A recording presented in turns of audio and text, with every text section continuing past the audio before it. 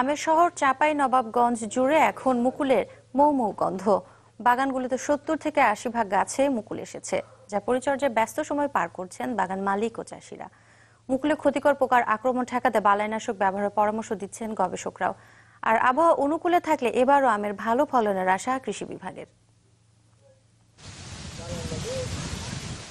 ঋতুরাজ বসন্তেরই প্রকৃতিতে গাছে গাছে আমের মুকুল, চারপাশে ছড়িয়ে পড়ছে পাগল করা ঘ্রাণ। আমের শহর চাঁপাইনবাবগঞ্জের বাগানগুলোতে এখন এমনই রূপ। রয়েছে হিমসাগর, কালীভোগ, তোতাপুরি সহ নানা জাতের আম গাছ। চলতি মৌসুমে কুয়াশার তেমন একটা আধিক্য না থাকায় অন্তত ৮০ ভাগ বাগানে এসেছে মুকুল। ভালো ফলন পেতে পরিচর্যায় ব্যস্ত আম চাষি ও বাগান মালিকরা।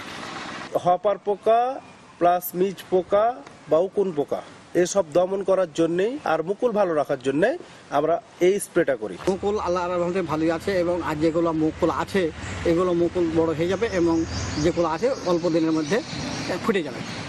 তবে এখনো আমের বাগান বিক্রি না হয় চিন্তার শেষ নেই মালিক ও চাষিদের। এ অবস্থায় রপ্তানি সহ আমের ন্যায্য মূল্য নিশ্চিতে প্রয়োজনীয় উদ্যোগ নেওয়ার দাবি তাদের।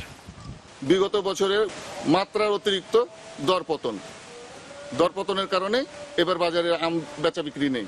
আমরা চাই যে সরকার যদি আমাদের বাইরে রপ্তানি করে ইনশাল্লাহ আশা করি যে আমরা কিছুটা লাভবান হতে পারি। আমের উৎপাদন বাড়াতে ও মুকুলের ক্ষতিকর পোকা দমনে বালাইনাশক সহ নানা পরামর্শ দিচ্ছেন ফল গবেষকরা। আর আবহাওয়া অনুকূলে থাকলে এবারও বেশি ফলনের আশা কৃষি বিভাগের।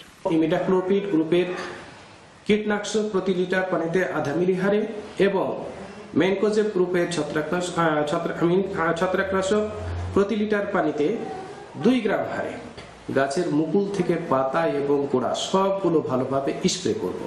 তাহলে আমরা মুকুলগুলোকে আশা করি রক্ষা করতে পারবো। 9 থেকে 10 মেট্রিক টন প্রতি হেক্টরে আমরা অন্যান্য বছর ফলন পেয়ে থাকি। আমরা আশা করছি এবার হয়তো এটি ছাড়িয়ে যেতে পারে। এবছর চাঁপাইনবাবগঞ্জে প্রায় ৩১,০০০ হেক্টর জমিতে আম চাষ হয়েছে, যা গত বছরের চেয়ে ১,৩০০ হেক্টর বেশি। Desk report, channel 24।